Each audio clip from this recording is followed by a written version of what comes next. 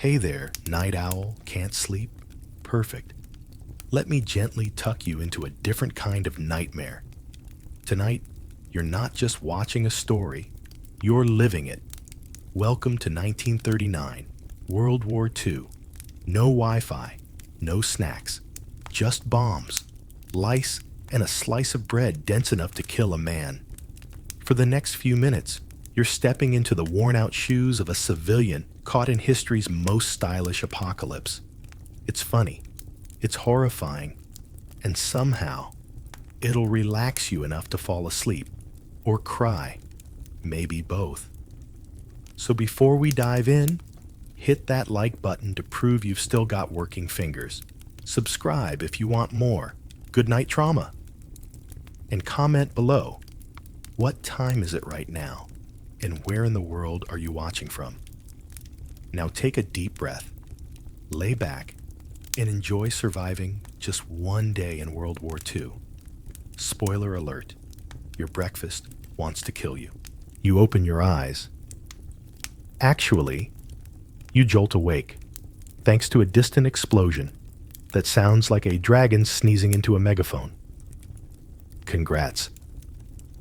You've just woken up in 1939, not to a fresh cup of coffee or a gentle iPhone alarm, but to the sweet, bone-rattling sound of air raid sirens. Basically, Satan learning the trombone right outside your window. In the 21st century, you'd roll over, stretch, check your texts, maybe curse at that one group chat that's already popping off. Here, you roll off a straw mattress harder than your ex's heart, land on a dirt floor, and step into something that's either a spoiled potato or yesterday's emergency. You think it's just another morning? No, my friend. A normal morning here means your limbs are still attached. Outside, the ground's shaking just enough to remind you you're in a war zone, dust falling from the ceiling, kids screaming, neighbors yelling insults at the sky, and probably at Hitler too. You are not you anymore. You're just another civilian, unnamed, unimportant, no Wi-Fi, no trending audio. Just the faint hope that today won't end with you becoming a pile of statistics and regret. You think, okay, maybe I can at least brush my teeth.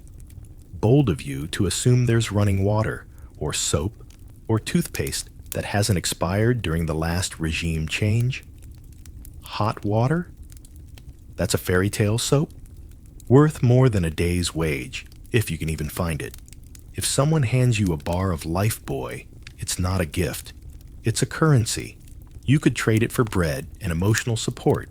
You head outside, where the bathroom is a wooden shed with a draft strong enough to kill a small animal. Toilet? No. Just a hole in the ground and a bucket. Toilet paper? That's adorable. You've got old newspapers. Assuming the bombing didn't take out the printing press yesterday, you splash your face with water from a shared basin. One used by your entire building, plus the occasional raccoon. Your toothbrush is so worn out, it deserves retirement and a pension. Then there's the lice. Oh, the lice. They live on you now. They have a union. You scratch one bite, and 5 more appear like some medieval Pokemon evolution. And just like that, you're clean. Clean as in, compared to the pigs next door, you smell vaguely human. Welcome to the new you, hygienically humbled and ready for whatever hell the next hour brings. Time for breakfast. Sort of. You sit down at the table, or more accurately, a wooden crate pretending to be furniture, and stare at the glory that is one slice of bread. But this isn't just any bread. No, this is bread that doubles as a blunt weapon. So dense, so dry, it could deflect a small caliber bullet, or at least knock out a squirrel. You take a bite, your teeth file for workers' comp. There's no butter, no jam, and absolutely no Nutella. Unless your neighbor is secretly royalty, you think about eggs. That's cute. Eggs are luxury items now, like perfume. silk, or happiness? Meat? Meat is a distant memory, like that one crush you had in middle school. Sweet, impossible, and probably dead now. Maybe, if you're lucky, you'll get a spoonful of watery porridge or something that calls itself coffee, but tastes more like regret filtered through a sock. This is your balanced breakfast. Balanced, in the sense that everyone is equally starving. Next up, getting dressed. You reach for your clothes and discover a wardrobe that makes vintage look futuristic. Your coat has 3 different buttons from 3 different decades, and your shirt has more patches than fabric. It looks less like clothing and more like a historical scrapbook sewn together during a mental breakdown. But you wear it anyway, because everyone else looks just as ragged. Fashion during wartime isn't about trends. It's about what hasn't been burned, stolen, or eaten by rats. Shoes? If you have both, congratulations. If the soles match, you're basically a runway model. You look in the mirror. Well, not a mirror. More like a bent piece of metal reflecting your hollow eyes. And think, can I complain about this? Nope. Because complaining gets you labeled as ungrateful. And being ungrateful means you're suspicious. And being suspicious in wartime means someone might report you. And then one day, you go for a walk and never come back. So you learn the most important social skill of all. Shut up and survive. You smile, a fake, dry-lipped wartime smile, because staying silent is safer than being honest, and still breathing is the only status symbol that matters now. It's 9 a.m. You're ready to go to work. If you can call it that, forget offices, ergonomic chairs, and passive-aggressive emails from Chad in HR. Here, career options are a roulette wheel of hard labor, back pain, and slow emotional decay. You might be a factory worker, assembling bullets with trembling hands under a flickering lamp. One wrong move and congratulations. You just accidentally armed something that now hates your existence. Or maybe you're a nurse, which sounds noble until you realize you have no antibiotics, no anesthesia, and 40 screaming patients with shrapnel in places that shouldn't exist. If you're outside city limits, congrats again. You're probably a farmer, except you don't own the land. The tools are broken, and the fertilizer is literal horse crap mixed with your own tears.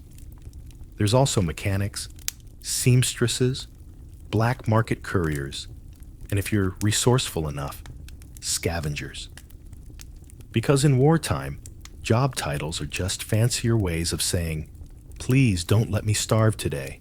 No matter your job, the hours are long, 12 to 14 hours a day. No overtime pay, no bathroom breaks, no union, your reward.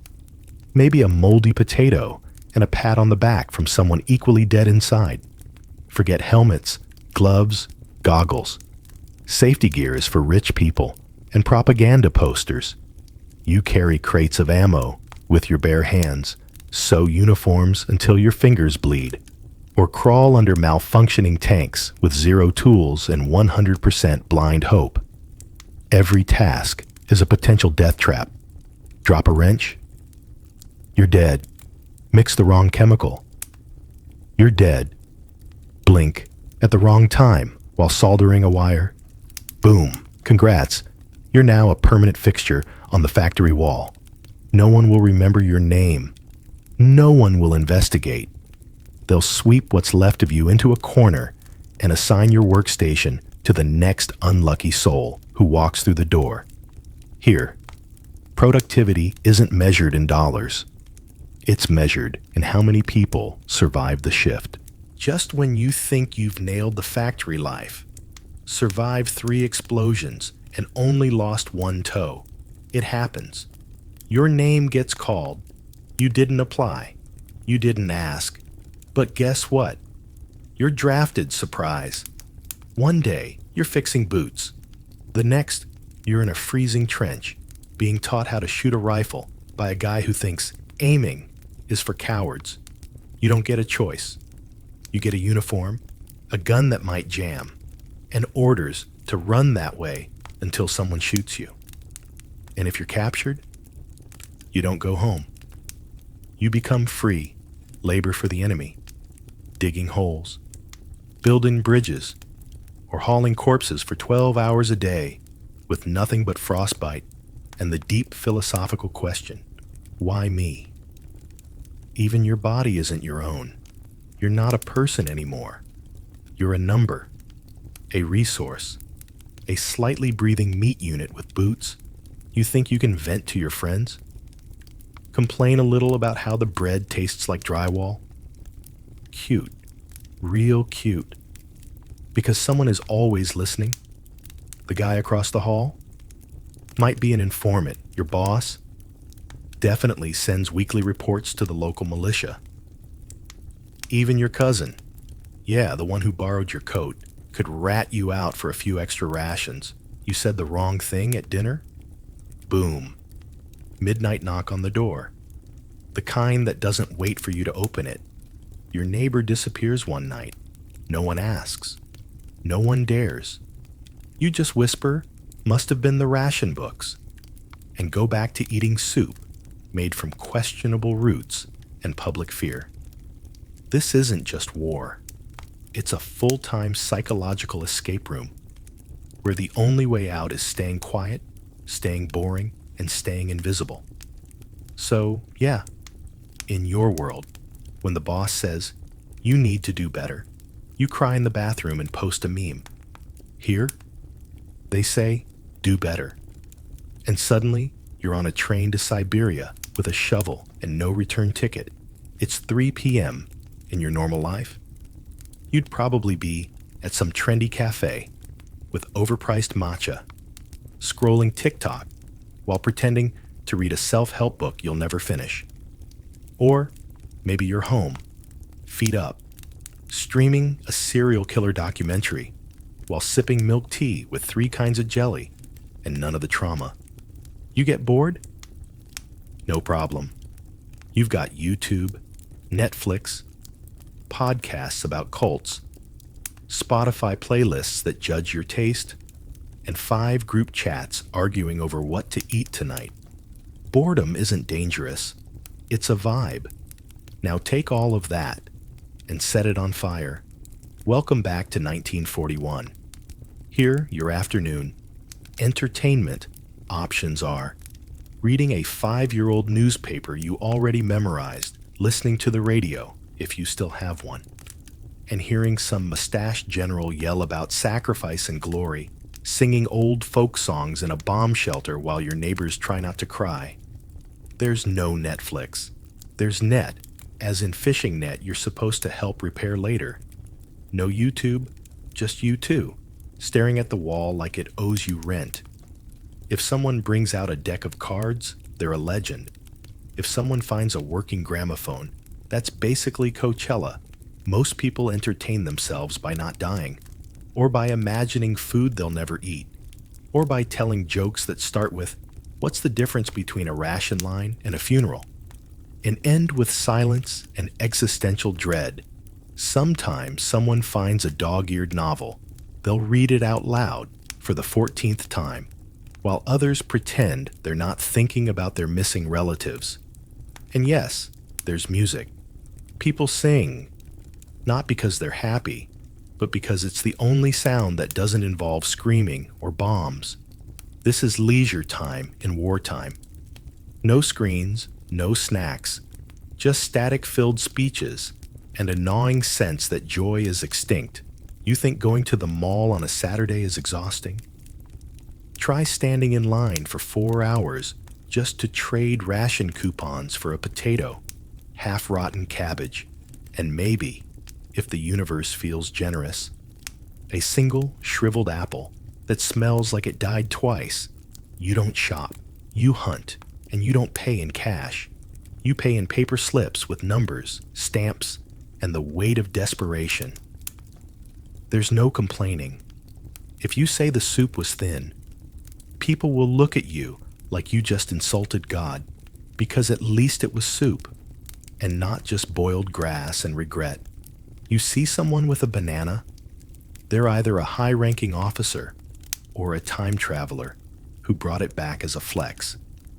Here, grocery shopping is a battle royale, and if you walk home with even one can of sardines, you're basically a national hero. Back in your normal life, weekend plans mean brunch, movies, or doom scrolling in bed. Here, weekend entertainment is not dying on Friday. That's it. If you make it to Saturday with all your limbs and at least one meal in your stomach, you're winning, kinda. It's night. In another world, you'd be winding down with warm lighting, soft jazz, maybe a dumb reality show in the background. Here, it's pitch black silence broken only by your own stomach. There's no electricity. The grid was bombed last week again. No candles. Too expensive. So it's just a sputtering oil lamp, the kind that turns every shadow into a potential burglar or rat king. You sit with your family, chewing on what's generously called bread, but tastes like depression and sawdust. Conversations are minimal. You don't talk loud at night. Too risky. Even laughter is dangerous. Someone might hear. Someone might wonder what you're so happy about. And just like that, you prepare for bed. Except there's no bed. Just a shared mattress, a few itchy blankets, and the looming anxiety of what's coming after midnight. You lie down and listen, not to rain, not to wind, not to lo-fi beats. To relax, study too, but to the distant whine of aircraft engines and the low, pulsing thud of anti-aircraft fire. Boom, boom, far away, but getting closer. You pray the next one doesn't have your name on it. No one really sleeps. Not deeply. You doze in rotations, taking turns on watch, because raids don't send calendar invites. If you're in a big city, you're lucky to have a basement or a shelter. If not, you grab what you can and run when the sirens wail, herding your family into a damp hole in the ground and praying you didn't forget anyone upstairs. You try to breathe calmly, but how do you breathe when every sound could mean the end of your home, your parents, your entire existence? This isn't sleep. It's temporary unconsciousness, interrupted by explosions and raw panic. And if the bombs don't fall tonight, you're not relieved. You're just preparing for tomorrow. One day, they're there. The next, they're just gone. Your brother gets conscripted. Your neighbor volunteers for the front.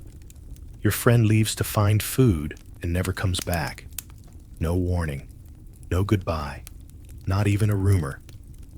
Sometimes you don't even know if they died. They just vanished into a war machine that eats people and forgets to burp. There's no funeral, no grave, no time to mourn properly, because your grief isn't on the ration list. You keep their coat, their shoes. You fold their blanket at night like maybe, just maybe, they'll need it again. They won't. You don't cry in public, not because you're strong, but because crying means you still believe someone might care. And around here, belief gets people killed. There's no therapist, no hotline, no self-help podcast. There's just you and your unraveling mind, trapped in a loop of memories, fear, and repetitive trauma. You forget what day it is. You forget how long it's been since you laughed. You forget why you still bother to keep breathing. Habit, maybe. You start to imagine things. Footsteps that aren't there. Bombs that never dropped. Faces in windows that no one else can see. You're paranoid, exhausted, broken, but you have to act fine. Because if you don't, you're unstable. And unstable people tend to disappear too. Back home, you sleep hugging a pillow, or a stuffed animal. Here, the only thing you get to hold at night is fear, and it holds you back, tight. One day, it happens, not dramatically, not heroically, not even meaningfully. You step on the wrong piece of ground, or catch an infection from a rusted fork, or simply collapse from hunger that wore a human face too long. There's no ceremony, no candle-lit vigil. No one gathers to say they were one of the good ones, because no one has time, because you're not the only one who died that day, and tomorrow more will follow. There's no will, no last words, no closure, just a body. Maybe yours, maybe not. Dragged to a pile, covered in whatever cloth wasn't already rationed. You are gone, and that's all. You think you matter, that your name meant something, that someone, somewhere, will say it out loud one last time. They won't, because you died in a crowd, one of hundreds, thousands. Your name got lost between 2 airstrikes and a smudged ink pen. The clerks don't have time. The soldiers don't have answers. Your family, if they're still alive, might not even know you're dead yet. By the time they find out, your slot in the system has already been given to someone else. You don't get remembered. You get recycled into statistics, into casualty graphs, into vague national pride speeches no one really listens to. In this war, being forgotten is not the worst thing that can happen to you. It's just the most likely. Today, when someone dies, they get a caption, a post, a carousel of filtered photos with heartfelt emojis, and a Coldplay lyric in the background. People light digital candles, share memories, write RIP bro. Even if they barely knew you, you're mourned, you're tagged, you're remembered in 1080p. But back then, you died by a river, and your body floated downstream like a forgotten sack of laundry. There were no posts, no hashtags, no commemorative t-shirts. You were just another nameless corpse, swallowed by mud and time. And if someone did remember you, it was only because you owed them a potato. Death wasn't a tragedy. It was just Tuesday. You didn't leave behind a legacy. You didn't leave behind wisdom or children or poetry. You left behind a gap in your unit's food supply. One less spoon to fill. One more coat to redistribute. And that's it. That's all you were. So let's sum it up. Today, you get mad because your milk tea's out of boba. Your Wi-Fi dropped during your favorite show. Or your food delivery is gasped 7 minutes late. That's fair. Life's annoying sometimes. But back in 1939, there was no milk tea, no toppings, no tea. There was barely clean water. And even if you found water, there was a solid chance it was contaminated with a little cholera and just a dash of hopelessness. Your worst day now is a stress spiral after reading the news. Their worst day back then. Air raid sirens, starvation, trench foot, forced labor, missing relatives, and a loaf of bread that could double as a murder weapon. You don't have to feel guilty for living comfortably now. But maybe, just maybe, you can pause and realize what a ridiculous luxury it is to argue over iPhone colors while sitting in air conditioning.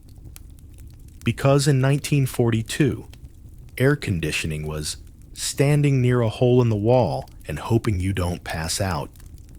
If you survived this video emotionally intact, congrats. You'd probably still die within a week in 1943. But hey, effort counts. Like the video. Subscribe if you want more cheerful content about human suffering. And tell me in the comments, which terrible era do you want to live through next? Want to be a medieval peasant eating bark soup? A Roman slave building roads with your face? A Victorian child working in a match factory for 2 cents a year? Drop your historical masochism below. I read them all while sipping my clean, parasite-free coffee. If you were actually living in 1939. This video would have been banned, burned, and blamed for moral corruption before I even finished the intro. So next time you feel like the world's ending because your Uber driver missed the turn, remember, at least you're not in a trench wondering which part of you is about to explode. Thanks for watching, stay safe, and don't take clean socks for granted. You wake up to the sound of chewing. Not birdsong, not church bells, just chewing. Specifically, something gnawing on the wooden beam above your head. Probably a rat. Possibly your roommate's last toe. You roll over. Bad idea.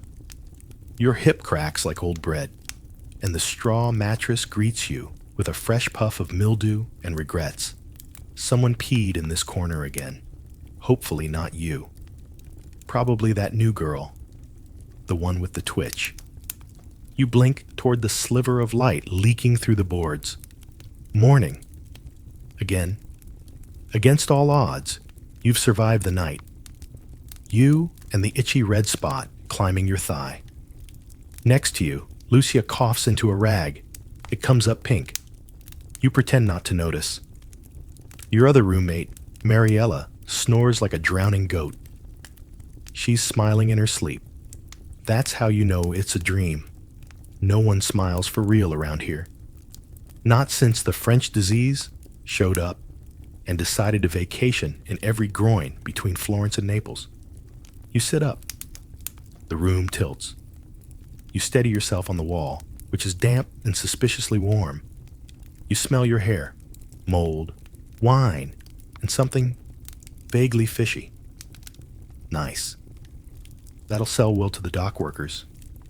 You pull on yesterday's dress, because there is no today's dress. It's wrinkled, stained, and split at the hip. You tell yourself it's ventilation. Your shoes are gone.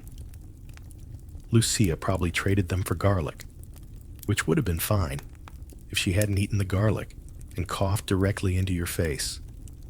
No time for rage. You have work to do.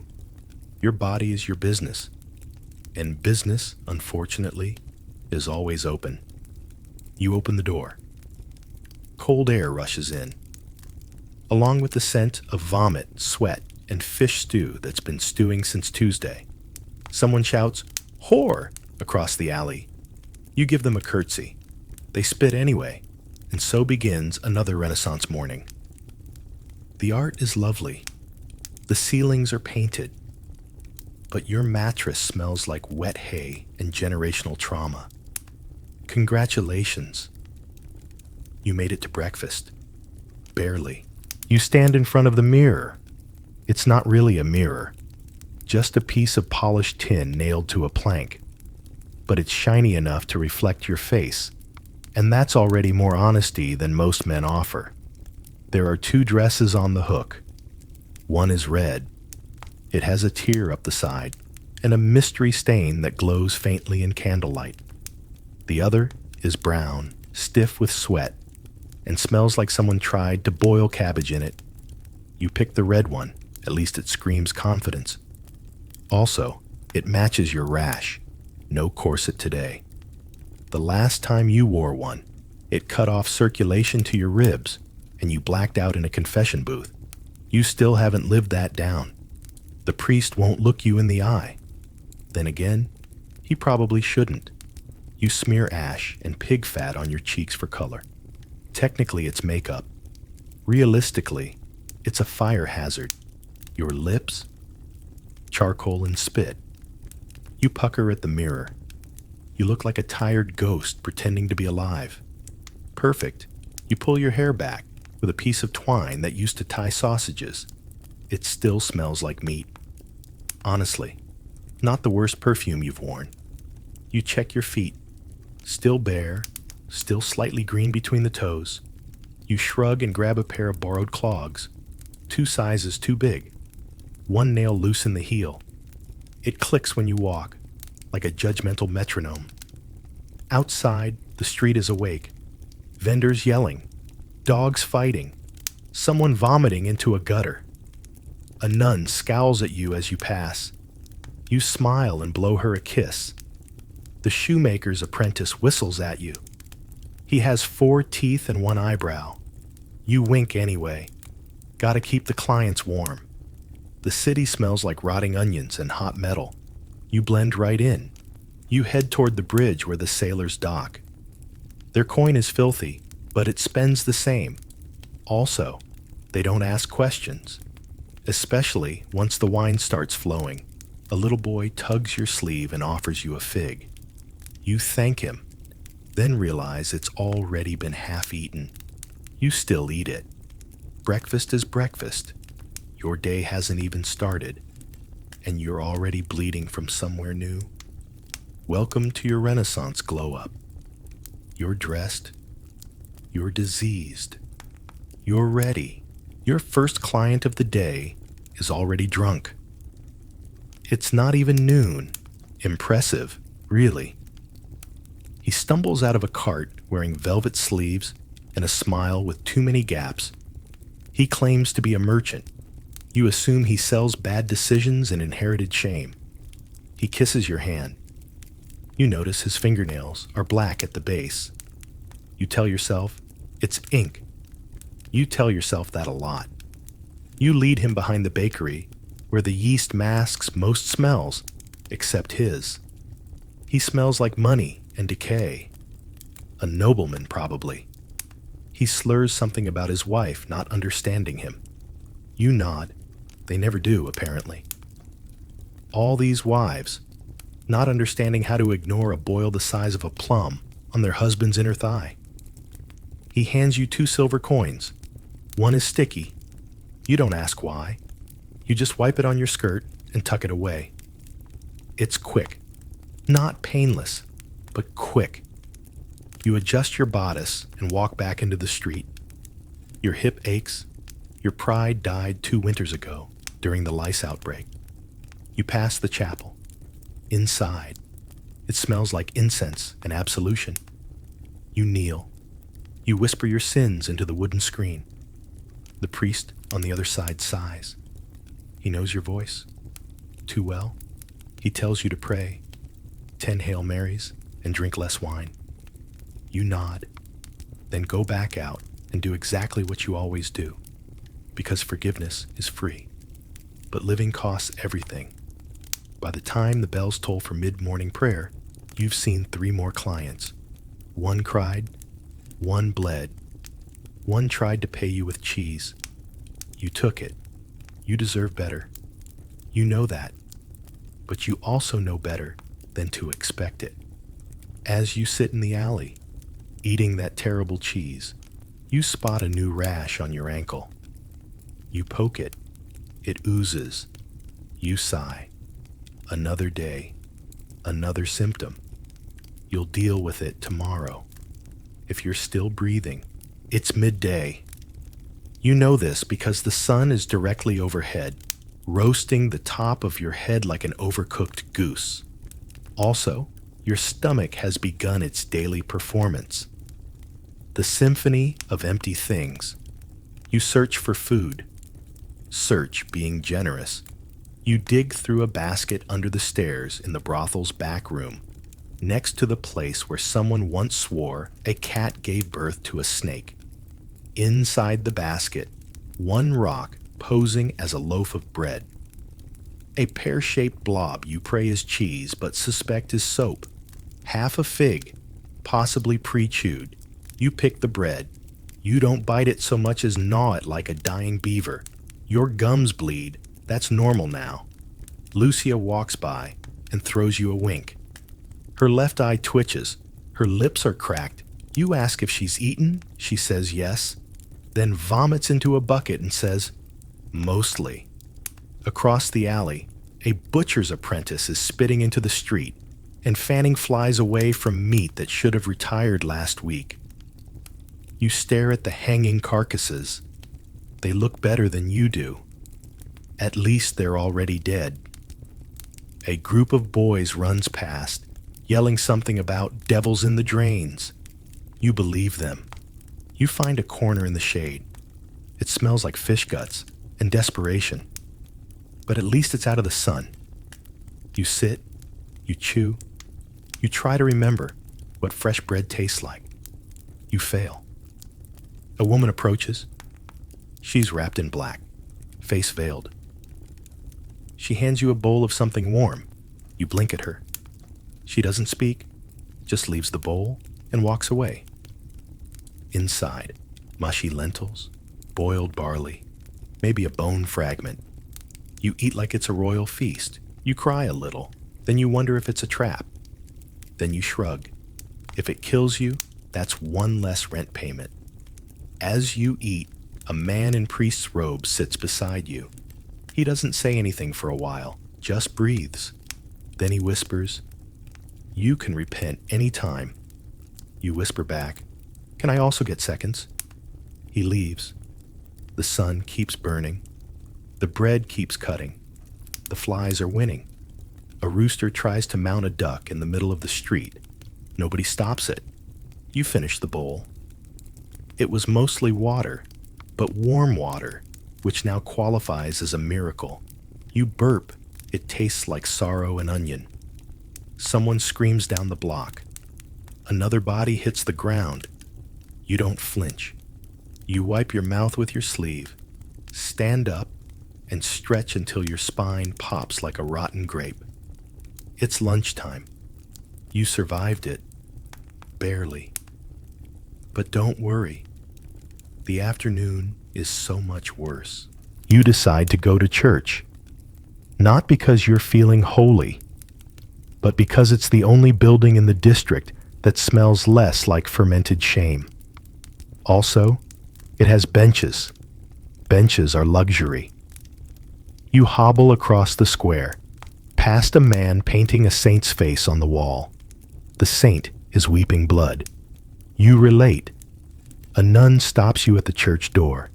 She looks at your shoes, your dress, your entire existence, then gestures silently toward the back pews. That's where people like you go. The unblessables. The woman who had 3 stillborns. The boy with boils on his face. The man who talks to birds and once married a goat. You take your seat. The wood creaks under your weight, which is impressive since you've lost 5 pounds this week from sweating and existential dread. You cross yourself out of habit or out of hope. At this point, who can tell? The priest steps up. He's young, too young to have opinions, yet somehow already thinks you're going to hell. He starts the sermon. Something about sin, modesty, obedience, something about the fall of women. You stop listening when he uses the word plague and makes eye contact. A woman in front of you coughs once. 5 heads turn. 2 people shuffle away. The sermon continues. A baby cries. You envy it. Crying is still socially acceptable at that age. The man next to you mumbles a prayer. You think he's asking for forgiveness, or possibly for death. The priest now points toward the heavens, voice rising. He declares, "This plague is God's punishment. The sinners will perish. The righteous will endure." You check your fingers. They're trembling again, but only slightly. A child stares at you from across the aisle. You wave. He hides behind his mother. She glares like you farted during communion. Someone coughs again. This time it's you. You feel a dozen eyes.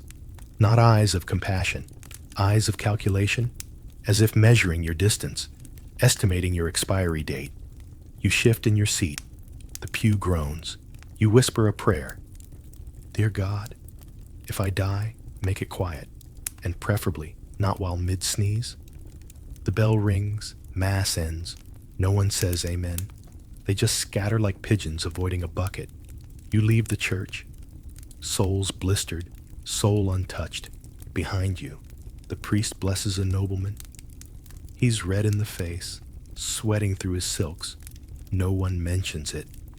You get a muttered slut and a child throwing crumbs at you. You're not even sure if that's a metaphor. It's midday. You tried to repent, or at least sit still for 40 minutes. And for that, you will now be rewarded with more judgment, more sweating, and probably another rash. Praise be. The message arrives on a scrap of linen. One word, urgente. No punctuation, just the lingering smell of vinegar and perfume, which can only mean one thing. A rich man is dying, and he wants company. You sigh. You were hoping for a nap, or at least a quiet hour to inspect that new blister on your tongue. Instead, you head to the villa on the hill, the one with real windows and fake morals. The doorman doesn't speak, just opens the gate and looks at you like you're a storm cloud made of sin. Inside, it's too clean, too quiet, too floral. You know what that means. Covering up the scent of something worse, you're led to a room that looks like it's never been touched by poverty or reality. Silk drapes, gilded mirrors, and in the center, on a mattress soft enough to make you weep, lies your client, Count Ludovico. Age, unknown. Wealth, obscene. Health, the reason you now carry cloves in your pocket. He tries to sit up when he sees you, but mostly just twitches. His face is a patchwork of sores and privilege. One eye is sealed shut. The other is ambitious. Come closer, he rasps. You do, because you need the coin. Because you've already crossed every line that mattered. He talks about love, about death, about how his wife hasn't touched him since Easter. You nod sympathetically, though you suspect she's just trying to avoid infection and/or murder charges. He reaches for your hand, misses, touches your knee instead. You smile, business smile, dead-eyed, soft-lipped, spiritually bankrupt. The act itself is mercifully brief, a combination of weak lungs, shallow breath, and divine intervention. After, he hands you a pouch of coins. Heavy. You raise an eyebrow. Hazard pay, he wheezes. You consider curtsying, but your knees are already threatening mutiny. You stand, you straighten your dress. You glance at the silver mirror on the wall and catch a glimpse of your own face. Your cheeks are pale, your eyes tired, your lips cracked, dry, bleeding in the corner. Count Ludovico says something about seeing you again. You say, God willing. But both of you know he probably isn't. As you leave the villa, the maid hands you a rose. Fresh, fragrant, still dewy. You blink. A gift? A thank you? No, a distraction. By the time you make it back to the brothel, your wrist is burning. Not metaphorically, literally. There's a new sore, round, red, angry. You stare at it. It stares back. You could cry, but you already did that last week, and it didn't help. So you pour vinegar on it, bite your tongue, and get ready for the evening shift, because noblemen might die, but desire never does. The sun is melting behind the rooftops. Everything turns orange, which sounds poetic, until you remember it's mostly smoke from the tanneries and burning rags. You head to the communal washroom. Room is generous. It's a wooden tub behind a crumbling tavern, shared by 14 women, 3 orphans, and at least 1 stray goat. You strip down. You don't flinch anymore when the cold water hits. You only flinch when it doesn't, because that means someone else used the last bucket. The water is brown. With things floating, you pretend it's herbs. You rub yourself with a rag stiff enough to qualify as weaponry. No soap, just ashes, vinegar, and denial. You scrub your arms, your thighs. You avoid the wrist. The sore is growing. It pulses when you move. It has its own agenda now. Lucia joins you, humming a tune from when she still had teeth. She jokes that you look thinner. You joke that she looks alive. Both of you are lying. Mariella tries to braid her hair. It comes out in clumps. She laughs. You all do. It's either that or screaming. You dry off with a cloth that smells like onions. Then put on your cleanest dress, meaning the one with fewer holes and only one bloodstain you can't explain. You reapply your cosmetics, ash for eyes, spit for shine, confidence for camouflage. Your reflection in the puddle says, "You are not fine." You say, "But I am functioning." Back inside the brothel. The candles are lit, not for ambiance, just to mask the stench. There's already a man passed out on the couch. He's snoring. You check his coin pouch. Empty. Figures. You sit by the fire. Someone's cooking broth made from bones and prayer. You pass on it. You still have half a turnip from Tuesday. You poke the sore. It winces. You poke your chest. Still rising, still falling, not dead yet. Which is, technically, good news. You think of leaving town, running, finding a convent, becoming invisible. But then you remember, the convent turned away. Mariella said her soul was too soiled. They said it with a smile. So instead, you tighten your bodice, straighten your back, and whisper to your reflection, "You're still here. You're still here. You're still here." Because sometimes, survival is the loudest prayer you can offer. You hear his voice before you see him. Low, slurred, drenched in wine and misplaced confidence.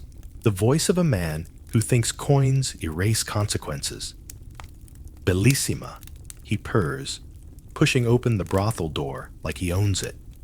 Technically, he owns the bakery down the road, but emotionally, he owns nothing. Not his actions, not his children, and definitely not his zipper. You turn away, pretend to rearrange the candle stubs. It never works. He always finds you. "Why do you run from me?" he slurs, approaching with the grace of a drunk goat. You smile the smile that keeps you fed. Tired, flat, practiced. "I don't run," you say.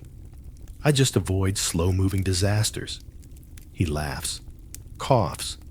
Something wet hits your cheek. You wipe it before deciding what it was. He pulls a flower from his coat. A rose, crushed, wilted, thornless. "For you," he says proudly. It smells like sweat and perfume from somewhere you don't want to imagine. You take it, because not taking it means bruises, because sometimes flowers are cheaper than safety. "I'm leaving her," he whispers. Same promise as last week. And the week before that, his wife, blessed woman, has been left 12 times. She still bakes him dinner. "She doesn't understand me," he adds. You nod, because you've learned that agreeing is faster than arguing and cheaper than bleeding. He touches your face. His fingers are hot, too hot. You spot it now, on his neck. A sore, small, red, throbbing. You step back. He steps forward. "Don't you miss me?" he asks. You want to scream. "I miss health. I miss safety.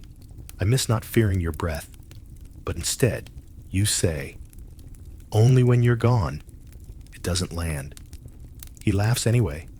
Then he says the one sentence that drains the last drop of humor from your bloodstream. "You should be grateful. No one else wants you." Silence. Even the fire stops crackling for a beat. Then you do something unwise. You look him in the eye, and you say very softly, "I know. That's why you keep coming back." He doesn't like that, but he doesn't hit you. This time, instead, he spits near your foot and stumbles out, muttering something about ungrateful witches. You watch him go. Watch his back fade into the dark like a bad decision. The rose is still in your hand. You drop it into the fire. It smokes, hisses, turns black. You exhale. One less lie to carry. It's late now.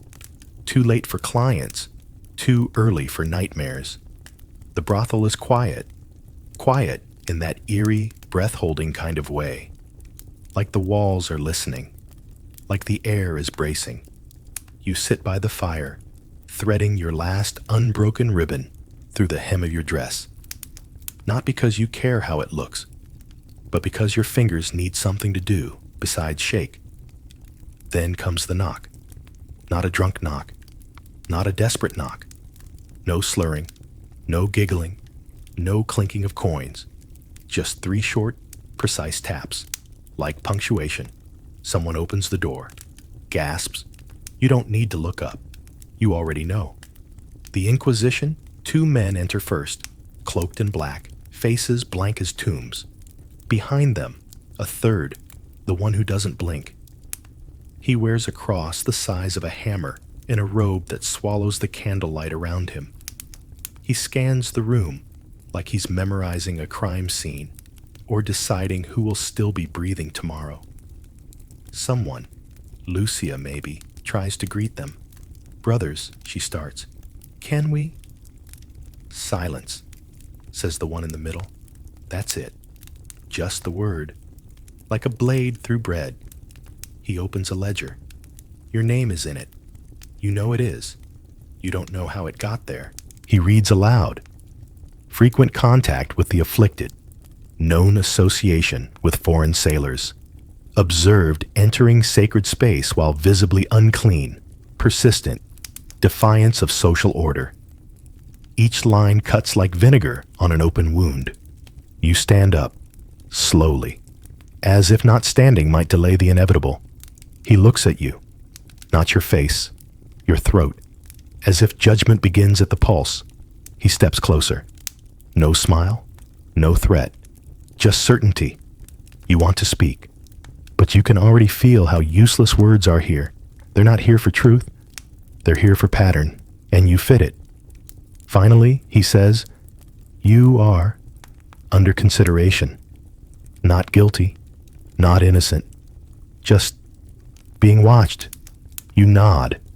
Not because you accept it, but because your body has learned the shape of survival. They leave. No fire. No dragging. No scream. Just the cold draft that trails behind them. The door closes. Someone sobs. No one comforts them. You sit back down. The ribbon in your lap is still in your hand. Still unthreaded. Your name is in a book. And that book is in the hands of men who burn things. Maybe not tonight. Maybe not you. But someone. You lie down on the floor. Not your mattress. Just the floor. No prayers. Just breath. And the familiar ache of being noticed. For all the wrong reasons. You wake up because someone is screaming. It's not a dramatic scream. No tearing at clothes. No clutching at chests. Just raw, animal sound. Like something caught between worlds. You open your eyes. It's dark. Too dark.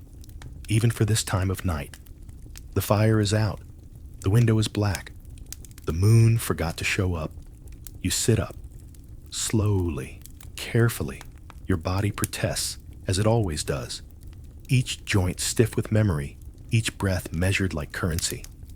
In the hallway, you hear feet shuffling, not walking. Dragging. Mariella appears in the doorway. Her shift is soaked with sweat. Her eyes, glassy. Her voice, a whisper trying not to break. "Lucia's gone," she says. You blink. Gone doesn't mean what it used to. It used to mean someone moved. Now it means they stopped. You walk down the hallway. You don't want to, but you do. Lucia is lying on her cot. Still warm, maybe. But still, her mouth is open. Her eyes are closed, but not peacefully. Her hands are tucked under her chest, like she was trying to hold something in. You kneel beside her. You don't cry. You're past that. You just press 2 fingers to her wrist. Nothing. She was coughing earlier. She was always coughing. You thought she'd last longer. She made good soup. Mariella wraps the body in a sheet, not out of ceremony, out of habit. You help. You don't say a prayer. You just hum a tune. Lucia once hummed when she was braiding your hair. It was off-key, but comforting. Someone else enters the room. It's the landlady. She sees the sheet, nods. No questions. No condolences. Just take her out back before the carts arrive. You carry the body, what's left of Lucia, through the alley. The street smells like smoke, wet ash, and rot. In the yard behind the brothel, there's a pile. Bodies. At least 4. One is still twitching. You add Lucia to the pile, gently, because dignity is free and cruelty is crowded. You head back inside. You pass a girl vomiting into a bucket. Her nose is bleeding. You hand her a rag. She thanks you like you just gave her a future. Back in your room, you wash your hands in cold water. There's a crack in your fingernail that won't stop stinging. You ignore it, like everything else. You look at the sore on your wrist. It's bigger, angrier. It pulses in sync with your heartbeat, like it's keeping score. Mariella lies down beside you. You don't speak. She's shaking. You give her your blanket. It smells like vinegar and sleep. In the distance, you hear the sound of wheels. Wooden, rusty, slow. The carts have arrived to collect the day. Someone coughs again. Someone always does. You close your eyes. Pretend you're far away. Not better, just distant. Somewhere without lists, without sores, without screams in the dark. And tomorrow, if you wake up, you'll do it all again. Unless someone adds your name to the pile. You lie down on the floor, not the cot. Lucia died on a cot today, and you don't want to tempt symmetry. The floor is cold, not refreshingly cold.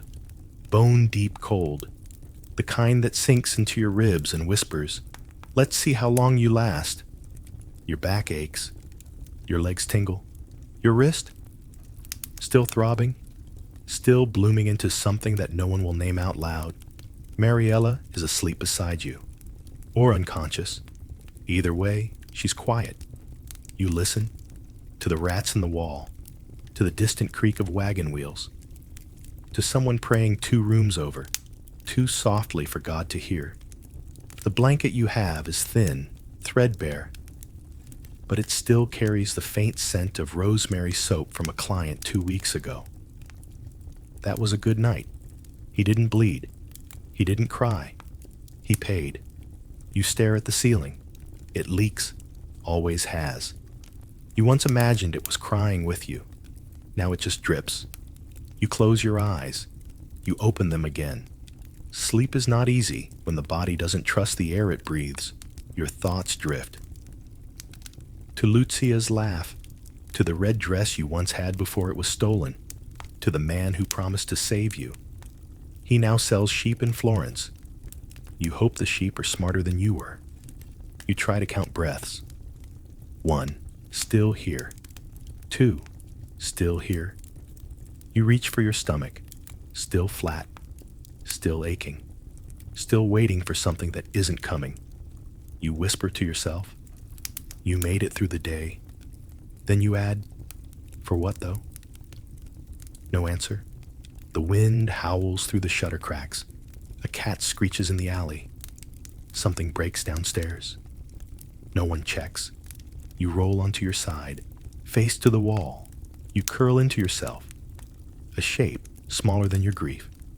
And finally, your body goes limp, not from peace, just from exhaustion. No dreams, just flickers, faces, fire, the sound of your name being called and never answered. You sleep, if you can call it that, and outside. The city sighs. Another night, another count, another girl who wasn't the knight, or the queen, or the poet, but she kept going. And maybe, just maybe, that's enough.